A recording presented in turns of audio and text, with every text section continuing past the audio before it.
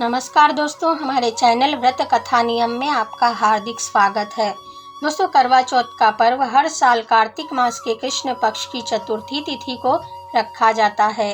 करवा चौथ व्रत प्रत्येक सुहागिन महिला के लिए महत्वपूर्ण पर्व है।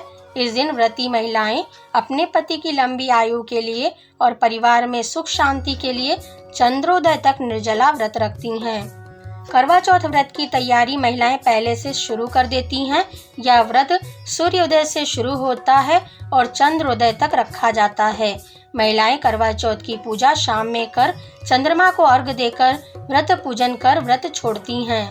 दोस्तों, शाम में चंद्रमा के निकलने के पहले ही 1 घंटे पहले माता पार्वती, शिवजी और गणेश जी की पूजा कर ली जाती है।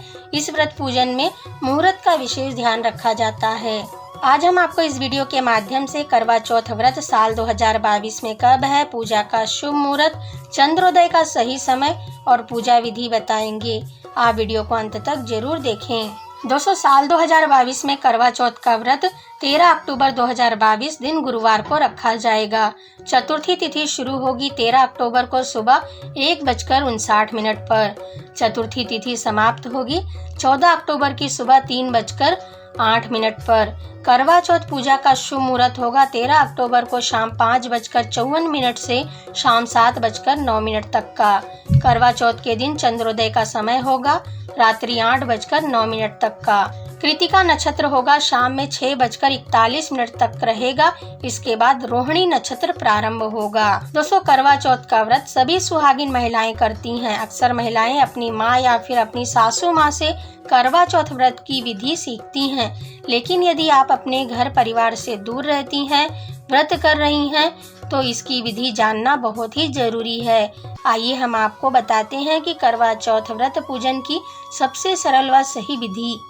व्रत वाले दिन व्रती महिला सुबह जल्दी उठ जाए, स्नान आदि के बाद स्वच्छ वस्त्र धारण करें और घर की रोज की पूजा करके व्रत का संकल्प ले और सास द्वारा भेजी गई सरगी खाए। सरगी में मिठाई, फल, सेवई, पूड़ी और साज श्रृंगार का सामान दिया जाता है। सरगी, प्याज, लहसुन का भोजन ना करें।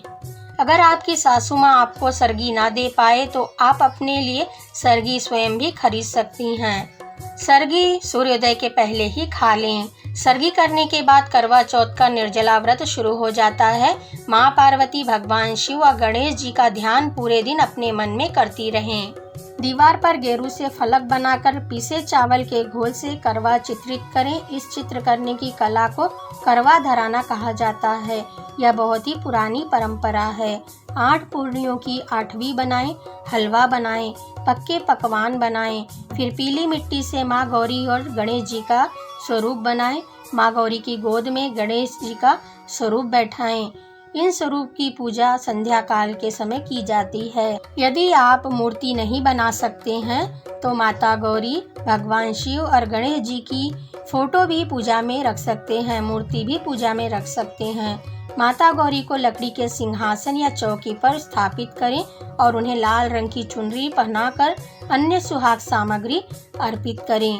फिर उनके सामने जल से भरा कलश रखें। बायन यानी भेंट देने के लिए मिट्टी का टोटीदार करवा लें। गेहूं और ढक्कन में शक्कर का भूरा भर दें। उसके ऊपर दक्षिणा रखें। रोली से करवे पर स्वास्तिक बनाएं।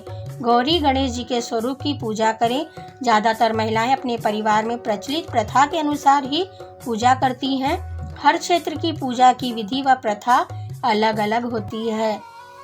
पूजा के बाद आप करवा चौथ की कहानी जरूर सुनें। कथा सुनने के बाद अपने घर में बड़े लोगों के चरण स्पर्श कर लें। रात्रि में छन्नी के प्रयोग से चंद्रमा के दर्शन करें और चंद्रमा को अर्घ्य प्रदान करें। फिर पति के पैर छूते हुए उनका आशीर्वाद लें। फिर पति के हाथ से पानी पिएं। फिर पति देव को प्रसाद देकर भोजन करवाएं और बाद में खुद भी भोजन करें। जब कोई स्त्री एक बार इस व्रत को करना प्रारंभ कर देती है तो इससे हर वर्ष करती है, आजीवन करती रहती है। इस व्रत को बीच में छोड़ना नहीं जाता। इससे व्रत खंडित हो जाता है।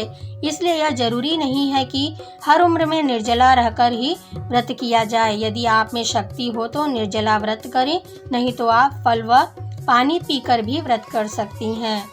करवा चौथ व्रत की कहानी हम आपको सुनाते हैं।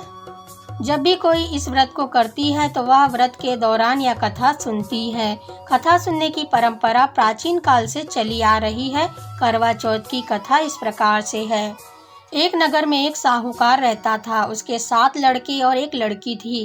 कार्तिक महीने में जब कृष्ण पक्ष की चतुर्थी आई तो साहूकार के परिवार की महिलाओं ने करवा चौथ का व्रत रखा। जब रात्रि के समय साहूकार के बेटे भोजन ग्रहण करने बैठे तो उन्होंने अपनी बहन को भी भोजन करने को कहा।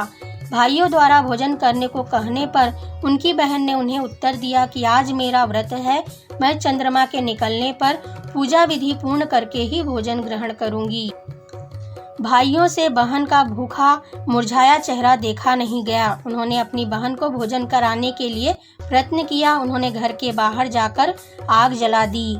उस अग्नि का प्रकाश अपनी बहन को दिखाते हुए कहा कि देखो बहन, चांद निकल आया है, तुम चांद को अर्घ देकर अपनी पूजा करके भोजन ग्रहण कर लो। अपने भाइयों द्वारा चांद निकलने की बात सुनकर बहन ने अपनी भाभियों के पास जाकर कहा, भाभी चांद निकल आया है, चलो पूजा कर लेते हैं। परंतु उसकी भाभी अपनी पतियों की चाल को जानती थी। उन्होंने अपनी ननद को भी इसके बारे में बताया और कहा कि आप भी इनकी बात पर विश्वास ना करें।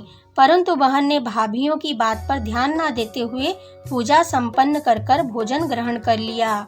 इस प्रकार बहन का व्रत टूट गया और गणेश भगवान उस पर नाराज हो गए। इसके तुरंत बाद उसका पति बीमार हो गया और घर का सारा रुपया पैसा और धन उसकी बीमारी में खर्च हो गया। अब जब साहूकार की बेटी को अपने द्वारा किए गए गलत व्रत का पता चला तो वह बहुत ही दुखी हुई।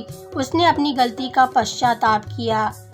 अब उसने पुनः पूरे विधि विधान से व्रत किया, पूजन किया तथा गणेश जी की आराधना की।